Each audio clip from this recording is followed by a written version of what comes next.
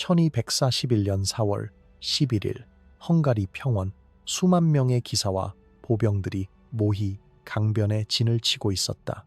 그들은 준비되어 있었다. 아니, 적어도 그렇게 믿고 있었다. 하지만 그날 밤 어둠 속에서 들려온 것은 말발굽 소리가 아니었다. 그것은 죽음의 속삭임이었다.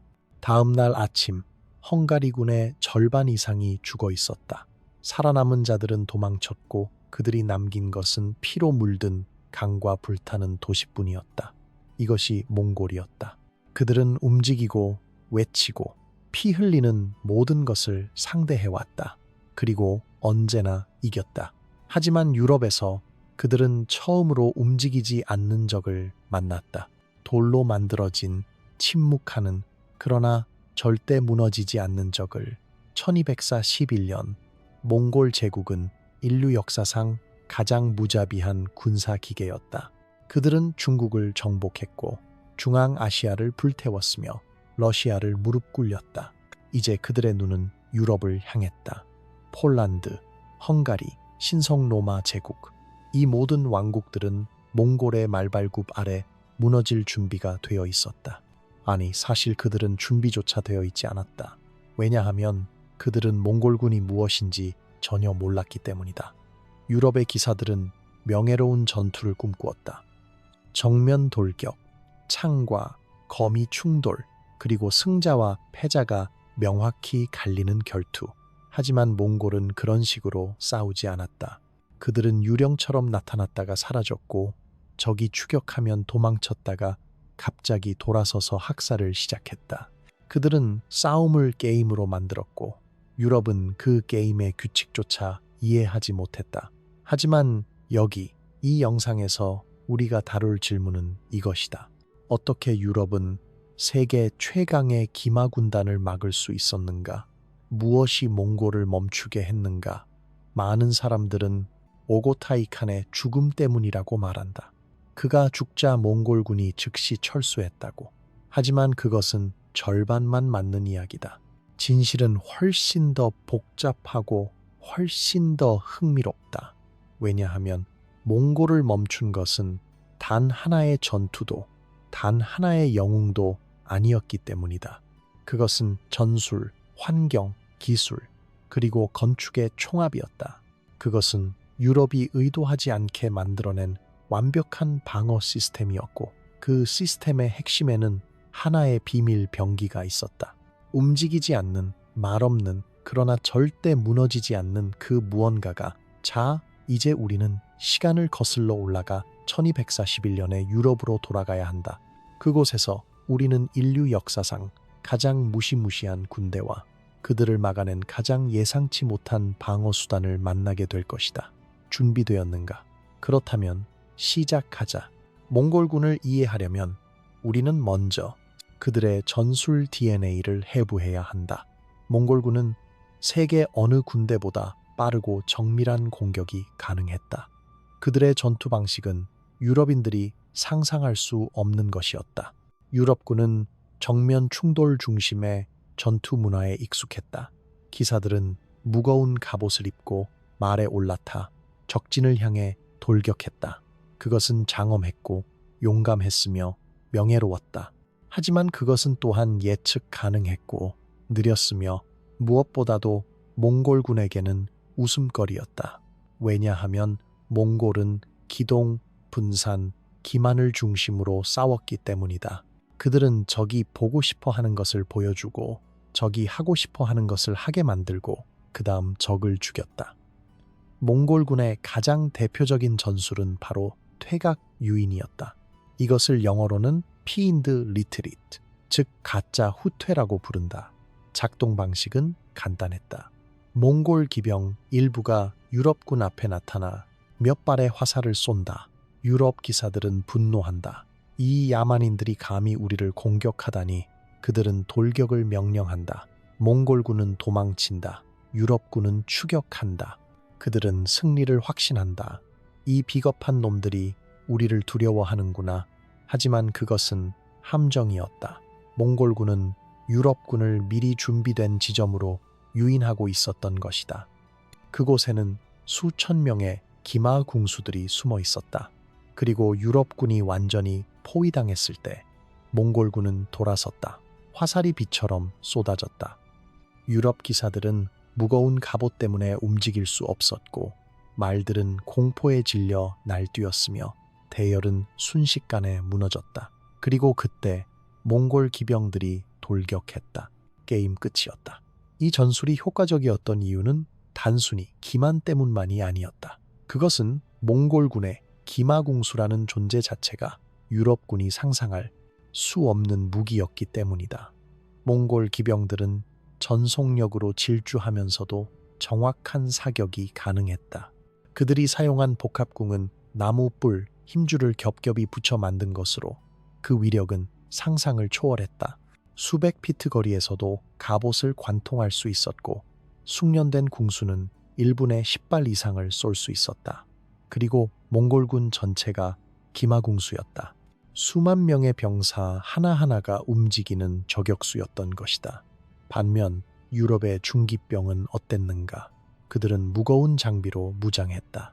철갑옷, 투구, 방패, 창, 그들과 그들의 말은 수십 킬로그램의 금속을 짊어지고 있었다. 그들은 한 번의 돌격에 모든 것을 걸었다. 그리고 그 돌격이 실패하면 전열은 붕괴되었다. 왜냐하면 그들은 다시 대열을 정비할 시간도 에너지도 없었기 때문이다. 반면 몽골 기병은 가볍고 빨랐다. 그들은 언제든지 후퇴할 수 있었고 언제든지 다시 공격할 수 있었다. 그들은 지치지 않았다. 아니, 정확히 말하면 그들은 적이 지칠 때까지 싸울 수 있었다. 그리고 적이 지쳤을 때 그들은 학살을 시작했다. 하지만 몽골군의 진짜 강점은 그들의 군제, 즉 군대 조직 시스템에 있었다. 몽골군은 십진 구조로 조직되어 있었다. 10명이 한 조, 10개 조가 100인데 10개 100인데가 1000인데 10개 1000인데가 만인데 이것은 단순히 숫자를 나누는 방식이 아니었다. 이것은 지휘 체계였다. 각 단위마다 지휘관이 있었고 지휘관이 전사하면 즉시 대체되었다. 이것은 몽골군이 전장에서 실시간으로 재배치되고 재조직되고 재공격할 수 있다는 것을 의미했다. 한 부대가 무너져도 전체 군대는 무너지지 않았다. 한 지휘관이 죽어도 지휘체계는 유지되었다. 이것은 군사, 조직의 완성판이었다. 반면 유럽군은 어땠는가? 그들은 귀족별로 지휘권이 분산되어 있었다. 각 귀족은 자신의 군대를 이끌었고 자신의 판단에 따라 행동했다. 통일된 지휘체계는 없었다. 헝가리군도 폴란드군도 마찬가지였다. 그들은 여러 귀족들의 연합체였지 하나의 군대가 아니었다. 그래서 몽골군이 한 부대를 격파하면 다른 부대들은 무엇을 해야 할지 몰랐다. 그들은 서로를 지원하지 못했다. 그들은 각자 도망쳤다. 그리고 그렇게 유럽군은 조기에 붕괴되었다. 이 모든 요소들이 결합되어 몽골군은 사실상 무적이 되었다. 그들은 빠르고 정확하고 유연하고 조직적이었다. 그들은 적의 약점을 찾아냈고 그 약점을 찔렀으며 적이 반응하기 전에 사라졌다. 그들은 전쟁을 예술로 만들었다. 그리고 유럽은 그 예술의 캔버스가 될 뻔했다. 이제 우리는 두 개의 전투를 살펴봐야 한다. 1241년에 벌어진 모히 전투와 레그니차 전투. 이 두 전투는 몽골군이 유럽에서 거둔 가장 압도적인 승리였고 동시에 유럽이 얼마나 무력했는지를 보여주는 증거였다. 먼저 모히 전투부터 시작하자. 1241년 4월 11일 헝가리군은 모히 강변의 진지를 구축했다. 그들은 방어 준비를 마쳤고 몽골군의 공격을 기다리고 있었다. 그들은 숫자상 우위를 가지고 있었고 지형도 유리했다. 강을 사이에 두고 방어선을 구축했으니 몽골군은 도하 작전을 펼쳐야 했다. 헝가리군은 자신들이 유리하다고 믿었다. 하지만 그들은 수부타이를 상대하고 있었다. 수부타이는 몽골 역사상 가장 뛰어난 장군 중 한 명이었고 그는 이미 계획을 세워두고 있었다. 그날 밤 몽골군은 야간 도하 작전을 시작했다. 그들은 강이 여러 지점에서 동시에 건넜다. 헝가리군은 혼란에 빠졌다. 어디서 공격이 오는지 알 수 없었다. 그들은 병력을 분산시켰고 그것이 치명적인 실수였다. 몽골군은 다중 방향에서 포위 공격을 시작했다. 그들은 먼저 원거리에서 화살을 쏘아 헝가리군을 압박했다. 그 다음 포위망을 좁혀갔다. 헝가리군은 포위당했다는 것을 깨달았고 돌파를 시도했다. 그리고 그때 몽골군은 일부러 포위망의 한쪽을 열어주었다. 헝가리군은 그쪽으로 도망쳤다. 그들은 살았다고 생각했다. 하지만 그것은 또 다른 함정이었다. 몽골군은 후퇴하는 헝가리군을 추격하며 학살을 시작했다. 도망치는 병사들은 대열도 무기도 의지도 없었다. 그들은 그저 죽임을 당했다. 역사 기록에 따르면 헝가리군의 절반 이상이 그날 죽었다. 수만 명이 죽었다. 그리고 살아남은 자들은 뿔뿔이 흩어졌다. 헝가리는 사실상 군대를 잃었다. 하지만 더 충격적인 것은 몽골군이 사용한 기술이었다. 그들은 야전에서 투석기를 사용했다. 투석기는 원래 성을 공격하는 무기였다. 하지만 몽골군은 그것을 야전에서도 사용했다. 그들은 화약 무기도 가지고 있었다. 중국에서 배운 기술이었다. 폭발하는 화살, 연기를 내뿜는 폭탄. 헝가리군은 이런 것을 본 적이 없었다. 그들은 공포에 질렸고 그 공포가 그들을 죽였다. 같은 해, 같은 달, 폴란드에서도 비슷한 일이 벌어지고 있었다. 레그니차 전투였다. 유럽의 기사단이 모였다. 폴란드 기사, 독일 기사, 템플 기사단. 그들은 용감했고 숙련되어 있었으며 자신감에 차 있었다. 그들은 전형적인 정면 돌격을 시도했다. 그들은 몽골군을 향해 달려갔다. 그리고 몽골군은 도망쳤다. 유럽 기사들은 추격했다. 그들은 승리를 확신했다. 그리고 당연히 그들은 함정에 빠졌다. 몽골군은 갑자기 돌아섰다. 측면과 후면에서 수천 명의 기마 궁수들이 나타났다. 화살이 쏟아졌다. 기사들은 갑옷을 입고 있었지만 몽골의 화살은 갑옷을 뚫었다. 말들이 쓰러졌다. 기사들은 땅에 떨어졌다. 그리고 그들은 무거운 갑옷 때문에 다시 일어날 수 없었다. 몽골 기병들이 그들을 둘러쌌다. 게임 끝이었다. 레그니차 전투는 학살로 끝났다. 유럽의 기사 정신은 오히려 그들의 약점이 되었다. 왜냐하면 그들은 도망칠 줄 몰랐고 항복할 줄 몰랐으며 무엇보다도 몽골식 전투를 이해하지 못했기 때문이다. 이 두 전투의 결과는 충격적이었다. 유럽의 중심부가 완전히 노출되었다. 헝가리는 무너졌고 폴란드는 무너졌으며 신성 로마 제국으로 가는 길이 열렸다. 몽골군은 이제 빈, 프라하, 심지어 파리까지 갈 수 있었다. 유럽 전체가 일시적으로 방어 불가능한 상태에 빠졌다. 그리고 유럽인들은 공포에 질렸다. 그들은 기도했다. 신이 그들을 구해주길. 하지만 신은 침묵했다. 그리고 몽골군은 계속 전진했다. 하지만 여기서 이상한 일이 벌어졌다. 몽골군이 멈췄다. 그들은 더 이상 전진하지 않았다. 왜? 많은 역사학자들은 오고타이 칸의 죽음 때문이라고 말한다. 1241년 12월 몽골 제국의 데칸 오고타이가 죽었다.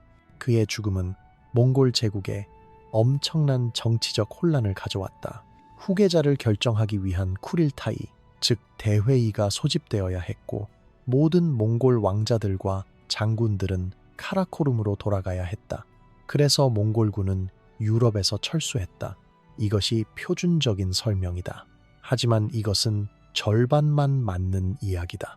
왜냐하면 몽골군은 오고타이의 죽음 소식을 들은 후에도 6개월 이상 헝가리에 머물렀기 때문이다.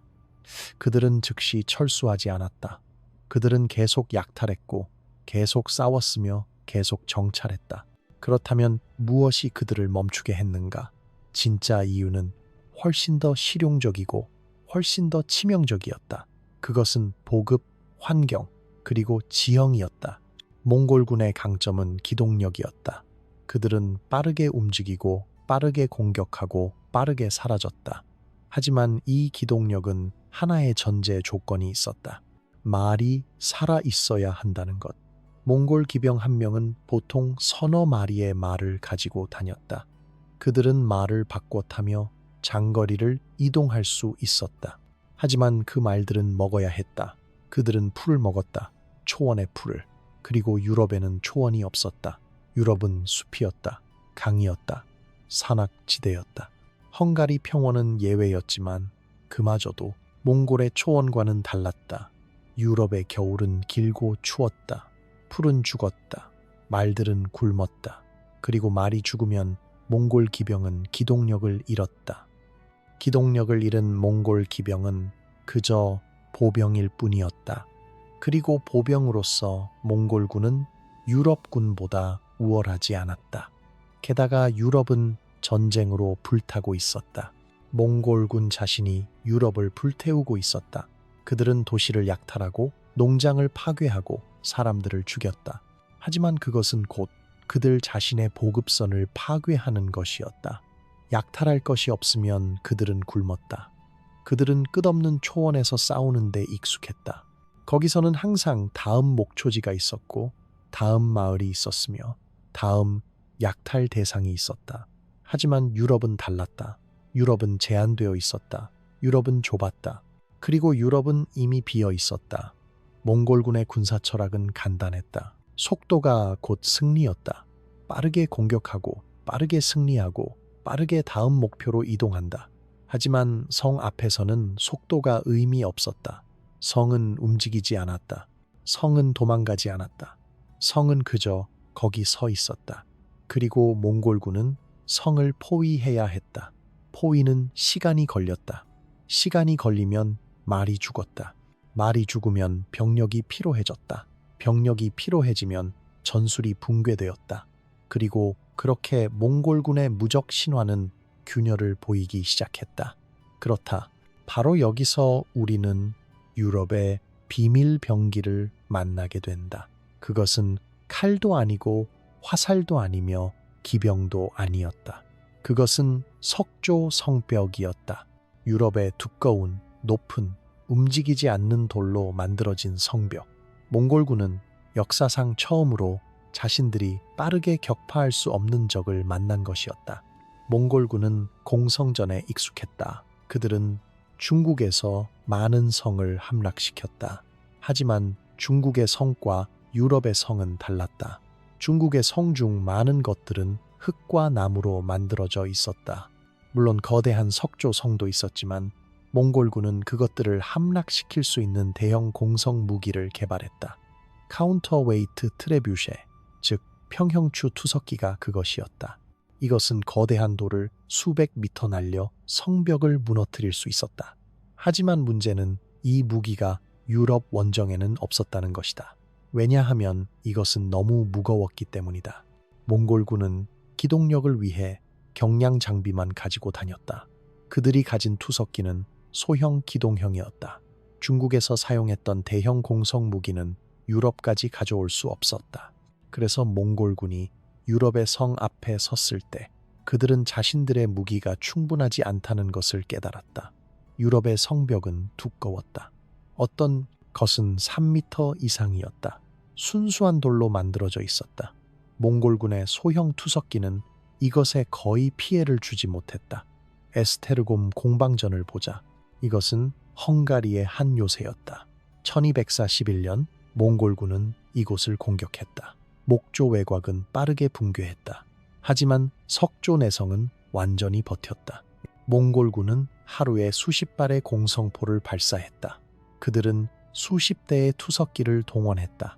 그들은 화살을 쏘아댔고 화공 공격을 시도했다. 하지만 성벽에는 금이 거의 가지 않았다. 그리고 그들이 직접 공격을 시도했을 때 수비병들이 성벽 위에서 석궁을 쏘아댔다. 몽골 병사들이 쓰러졌다.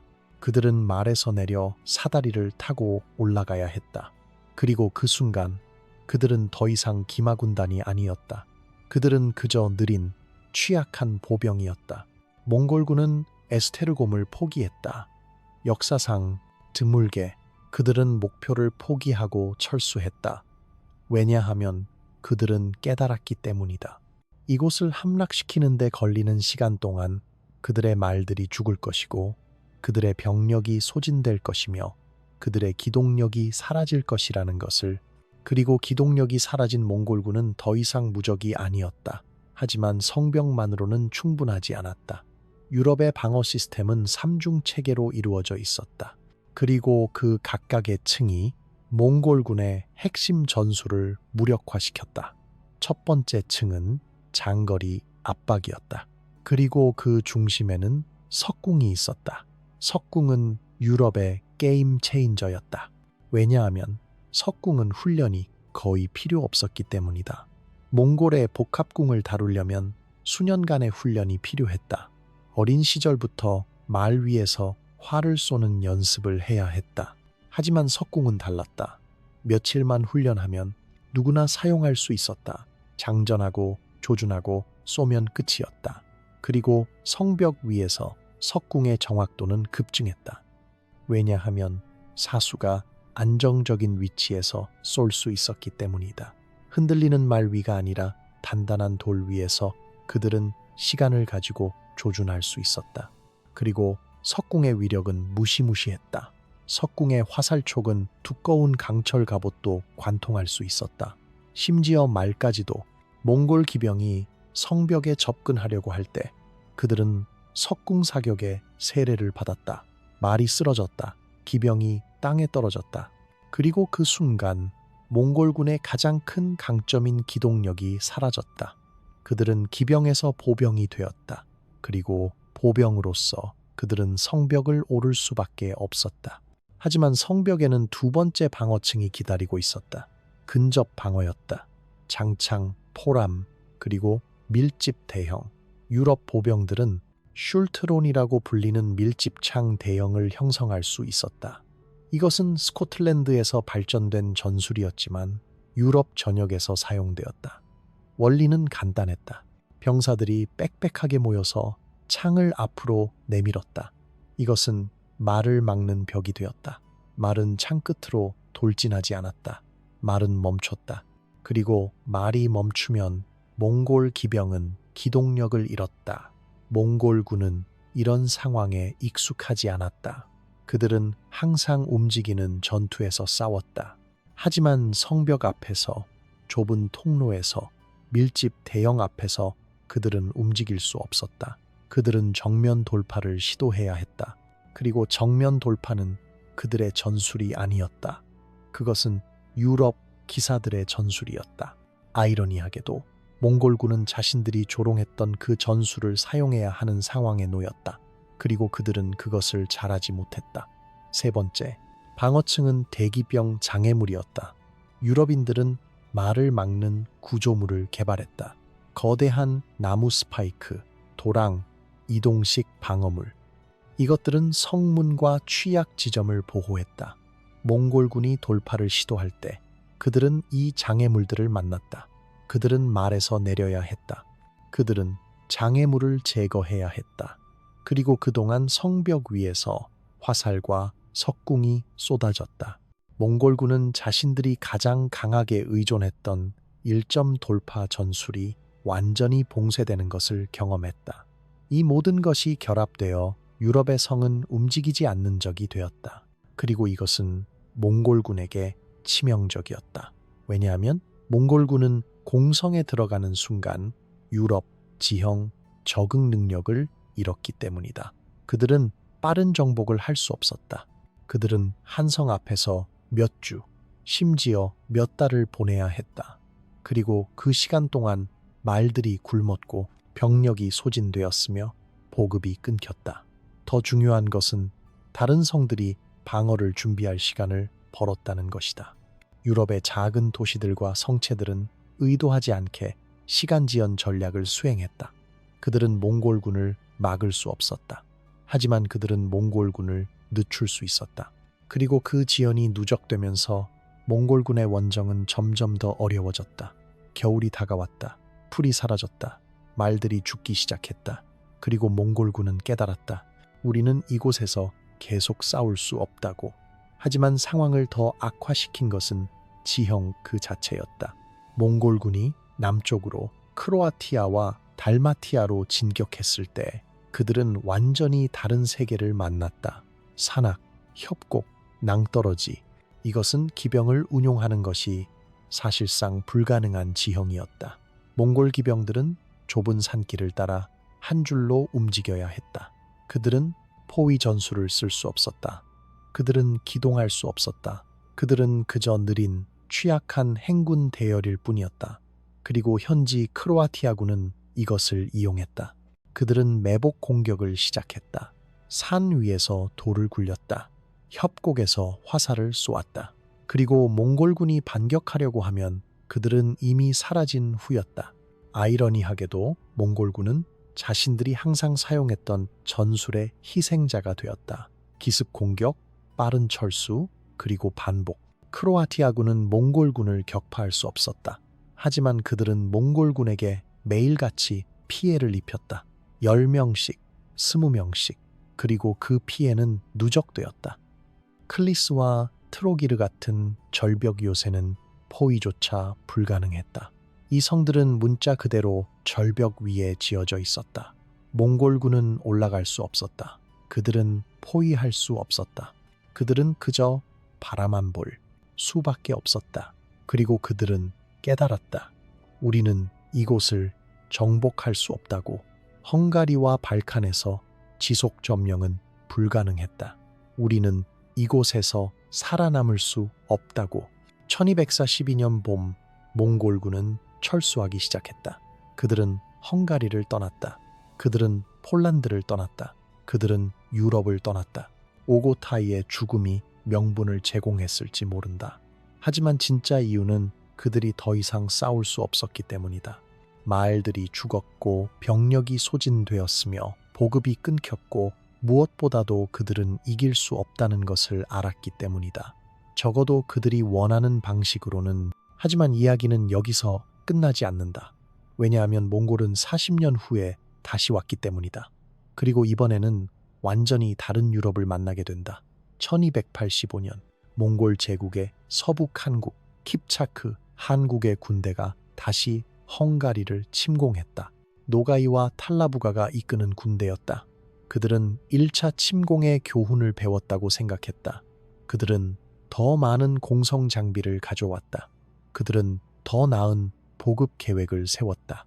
그들은 준비되어 있었다. 하지만 그들이 몰랐던 것은 헝가리도 준비되어 있었다는 것이다. 1241년의 참패 이후 헝가리의 베라사세 왕은 결단을 내렸다. 그는 땅을 원하면 성을 먼저 세워라는 정책을 시행했다.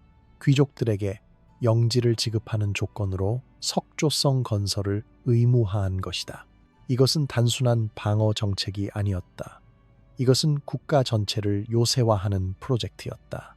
그리고 그것은 성공했다. 40년 동안 헝가리는 147개에서 172개에 이르는 신규 석성을 건설했다. 이것은 엄청난 숫자였다. 헝가리는 전 유럽에서 가장 많은 성을 가진 나라가 되었다. 그리고 이 성들은 무작위로 배치된 것이 아니었다. 그들은 전략적으로 배치되어 있었다. 주요 도로를 막고 강을 통제하고 산길을 봉쇄하고 평원을 감시했다. 이것은 성체 네트워크였다. 그리고 이 네트워크는 하나의 거대한 방어 시스템이 되었다. 이 시스템의 핵심은 다층 방어였다. 한 성이 포위당해도 주변의 다른 성들이 교차 지원을 할 수 있었다. 몽골군이 한 성을 공격하면 다른 성에서 군대가 나와 몽골군의 측면이나 후방을 공격할 수 있었다. 몽골군은 한 성을 포위하는데 집중할 수 없었다. 왜냐하면 그들은 항상 주변을 경계해야 했기 때문이다. 이것은 몽골군의 공성 전술을 완전히 무력화시켰다. 더 중요한 것은 이 성체 네트워크가 시간 지연 장치로 작동했다는 것이다. 몽골군이 한 성을 공격하는 동안 다른 성들은 방어를 준비했다. 농민들은 성 안으로 피난했다. 식량이 비축되었다. 군대가 집결했다. 그리고 몽골군이 한 성을 함락시키고 다음 성으로 이동했을 때 그들은 더욱 강화된 방어를 만났다. 이것은 끝없는 악순환이었다.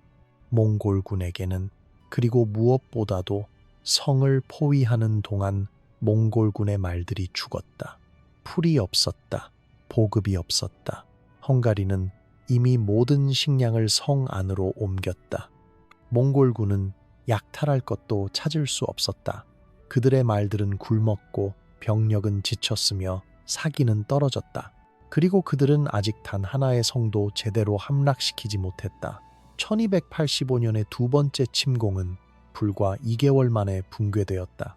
노가이와 탈라부가의 군대는 헝가리 평원에 들어섰다. 그것은 1241년과 같은 지형이었다. 같은 평야, 같은 강, 같은 하늘. 하지만 결과는 정반대였다. 몽골군은 단 하나의 성도 함락시키지 못했다. 그들은 몇 주 동안 성벽 앞에서 시간을 허비했다. 그들의 공성 장비는 여전히 충분하지 않았다. 그들의 화살은 석벽을 뚫지 못했다. 그들의 병력은 지쳤다. 그리고 헝가리군은 반격을 시작했다.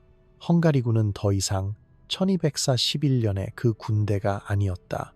그들은 배웠다. 그들은 몽골군의 전술을 연구했고 대응 전략을 개발했다. 그들은 정면 돌격을 하지 않았다. 그들은 기다렸다. 몽골군이 지치고 말이 죽고 보급이 끊길 때까지.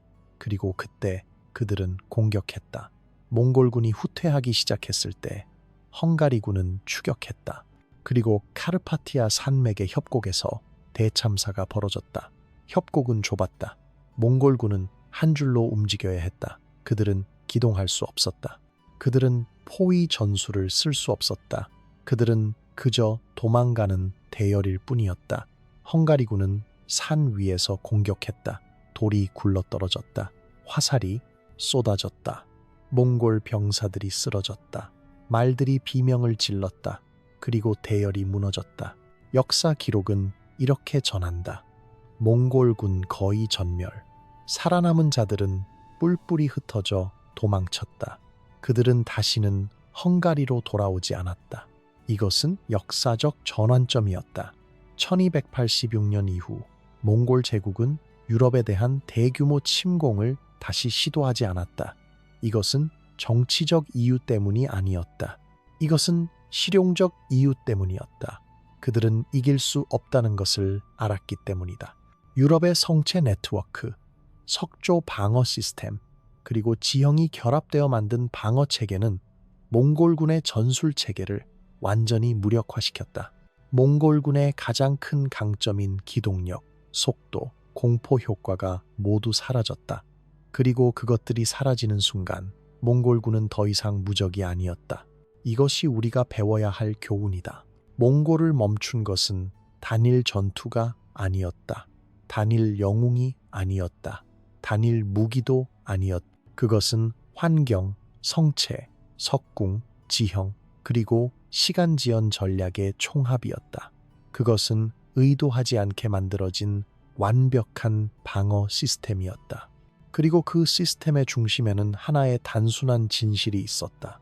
움직이지 않는 것이 때로는 가장 강력한 무기가 될 수 있다는 것. 몽골군은 역사상 가장 빠른 군대였다. 하지만 유럽의 성벽은 움직이지 않았다. 몽골군은 세계를 공포에 떨게 만들었다. 하지만 돌은 공포를 느끼지 않았다. 몽골군은 모든 적을 격파했다.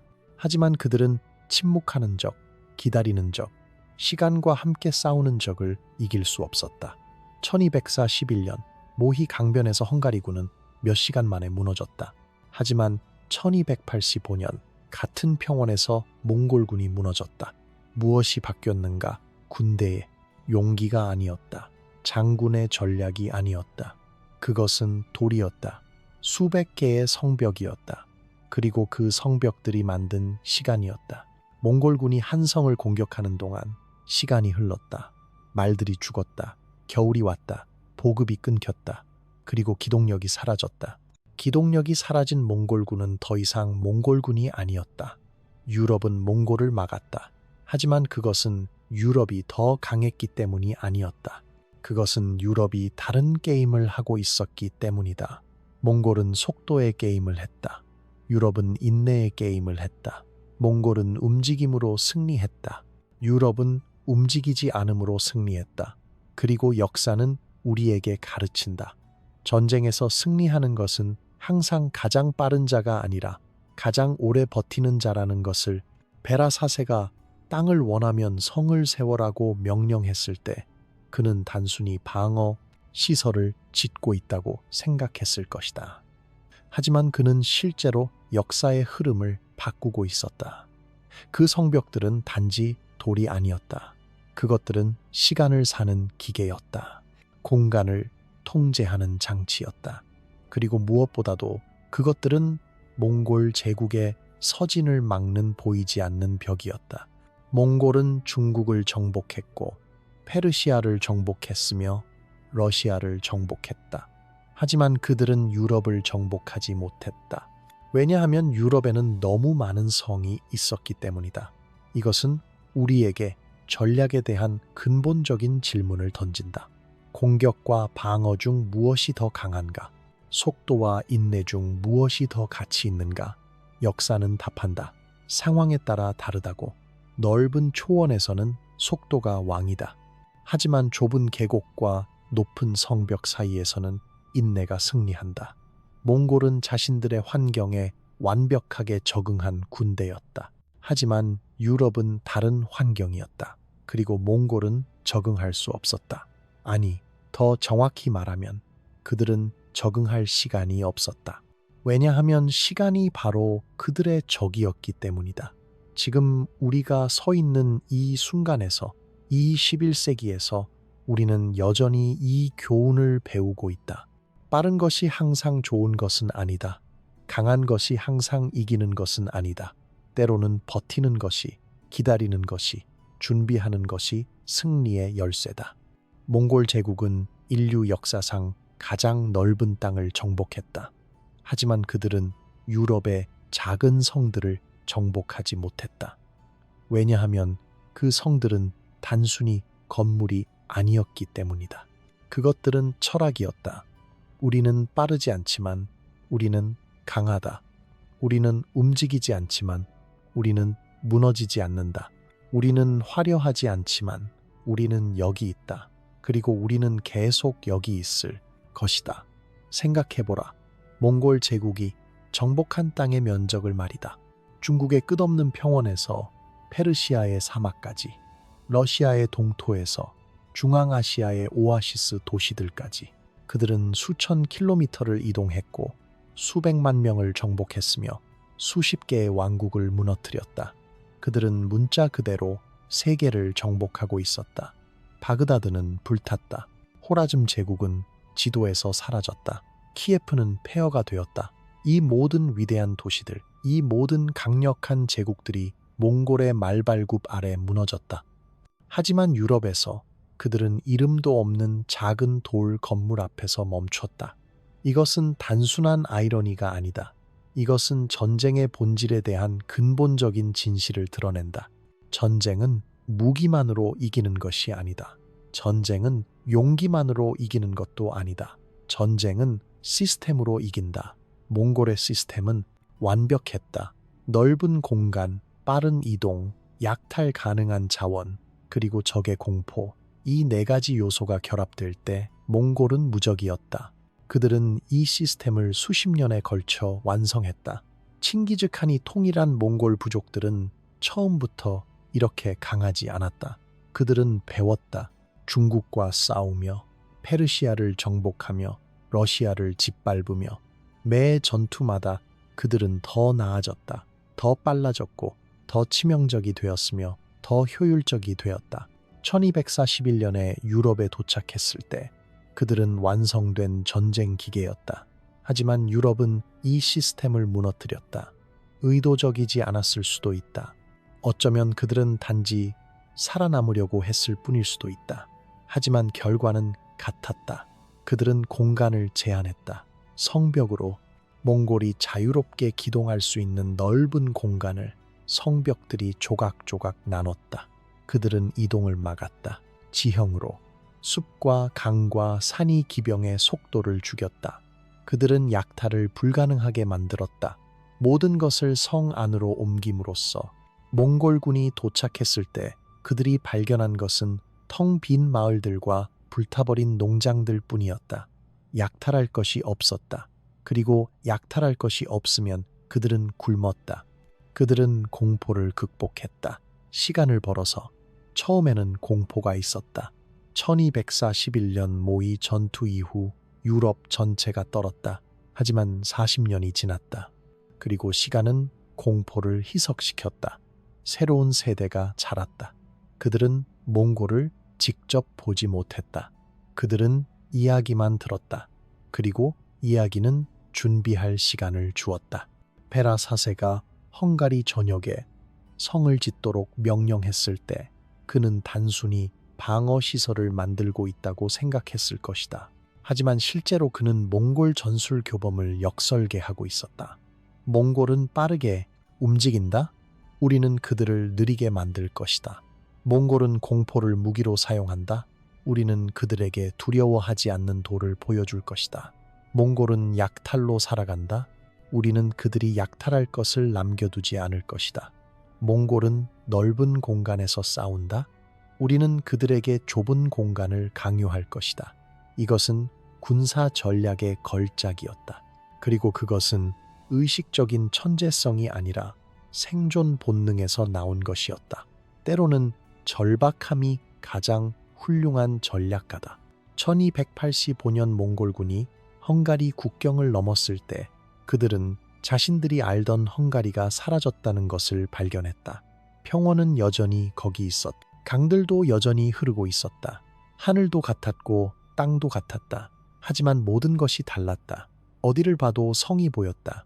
언덕 위에, 강변에, 도로 옆에, 숲 가장자리에. 헝가리는 하나의 거대한 요새가 되어 있었다. 그리고 각각의 요새는 말하고 있었다. 우리를 지나가려면 먼저 우리를 부숴야 한다고. 이것은 전략적 계산이 아니었다. 이것은 국가적 트라우마에 대한 반응이었다. 1241년의 악몽은 헝가리 사람들의 DNA에 새겨져 있었다. 그들은 다시는 무방비 상태로 있지 않겠다고 맹세했다. 그리고 그들은 그 맹세를 지켰다. 몽골군은 시도했다. 그들은 첫 번째 성을 공격했다. 투석기를 설치했고 화살을 쏘아댔으며 병력을 투입했다. 하지만 성은 무너지지 않았다. 일주일이 지났다. 그들의 말들이 죽기 시작했다. 식량이 떨어지기 시작했다. 그들은 다음 성으로 이동하기로 결정했다. 하지만 다음 성도 마찬가지였다. 그리고 그 다음 성도. 매번 같은 패턴이 반복되었다. 투석기, 화살, 공격, 그리고 실패. 성벽은 굳건했다. 수비병들은 준비되어 있었다. 식량은 충분했다. 그들은 기다릴 수 있었다. 하지만 몽골군은 기다릴 수 없었다. 그들은 깨달았다. 이것은 끝없는 게임이라는 것을. 그리고 이 게임에서 시간은 그들의 편이 아니었다. 매일 그들의 말들이 굶었다. 매일 그들의 병력이 지쳐갔다. 매일 겨울이 가까워졌다. 역사가들이 종종 간과하는 것은 심리적 요인이다. 1241년 몽골군은 자신감에 차 있었다. 그들은 무적이었고 그들은 그것을 알았다. 그들은 중국을 정복한 군대의 후예였다. 그들은 페르시아를 불태운 전사들의 형제였다. 그들은 승리만을 알았다. 하지만 1285년 몽골군은 달랐다. 그들은 이야기를 들었다. 선배 병사들로부터, 아버지들로부터 유럽에는 뭔가 다른 것이 있다고, 우리가 이길 수 없는 무언가가 있다고. 처음에 그들은 그 이야기를 믿지 않았다. 우리는 몽골이다. 우리는 모든 것을 정복한다. 하지만 그들이 헝가리에 들어섰을 때 그들은 그 이야기가 사실임을 확인했다. 성벽이었다. 어디에나 있는 성벽이었다. 그리고 그 성벽 하나하나가 그들의 자신감을 갉아먹었다. 사기가 떨어지기 시작했다. 의심이 싹 텄다. 우리는 정말 이곳을 정복할 수 있는가? 반면 헝가리군은 자신감을 얻었다. 그들은 더 이상 1241년에 그 두려움에 떨던 군대가 아니었다. 그들은 준비되어 있었다. 그들은 훈련받았다. 그들은 무엇보다도 믿고 있었다. 그들의 성벽을, 그들의 전략을, 그들의 승리를, 그리고 그 믿음은 전염되었다. 병사들에게, 농민들에게, 도시 전체에. 우리는 이길 수 있다. 우리는 버틸 수 있다. 우리는 살아남을 수 있다. 그들은 1241년을 기억했다. 그 공포를, 그 패배를, 그 굴욕을. 하지만 이제 그들은 다른 무언가도 가지고 있었다. 희망을. 그리고 희망은 강력한 무기다. 이것이 바로 1241년과 1285년의 차이였다. 무기는 크게 변하지 않았다. 몽골은 여전히 복합궁을 가지고 있었고 헝가리는 여전히 석궁을 가지고 있었다. 전술도 근본적으로 같았다. 몽골은 여전히 기동전을 시도했고 헝가리는 여전히 방어전을 펼쳤다. 하지만 시스템이 바뀌었다. 그리고 그 시스템의 변화가 모든 것을 바꿨다.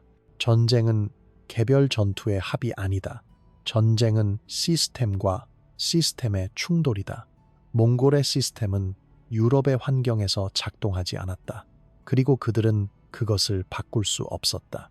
왜냐하면 그들의 시스템을 바꾸는 것은 그들이 몽골이기를 멈추는 것을 의미했기 때문이다.